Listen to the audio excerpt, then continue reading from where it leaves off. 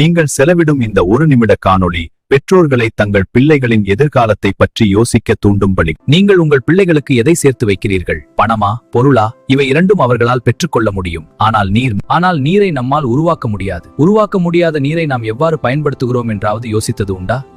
முதல் துணி துவைக்க தொடங்கும் முன் திறக்கப்படும் குழாய், கடைசி துணி அலசும் வரை திறந்திருக்கும். இதுவே நம் பழக்கம்.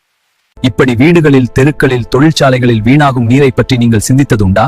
நீர்தான் என்ற அலட்சியம். நாம் வாழும் இந்த நொடியில் நிலத்தடி நீரில் பாதிக்கும் மேல் கடல் நீர் உட்புகுந்து விட்டது. இது கற்பனை இல்லை, உண்மை. பால் கொடுத்தோம், பழம் கொடுத்தோம், அன்பு கொடுத்து வளர்த்தோம். ஆனால் நீரில்லாத எதிர்காலம் நம் பிள்ளைகளுக்கான. பொன்னையும் பொருளையும் சேமிப்பது போல நீரையும் சேமிப்போம் நம் பிள்ளைகளுக்காக. அவர்களும் நம்மை போல வாழ்வதற்காக. நன்றி. இதைத்தான் வள்ளுவர் சொன்னார். நீரின்றி அமையாது உலகு, வானின்றி அமையாது ஒழுக்கு. இந்த காணொளி உங்களுக்கு பிடித்திருந்தால் லைக் பண்ணுங்க, மறக்காம சப்ஸ்கிரைப் பண்ணுங்க. நன்றி.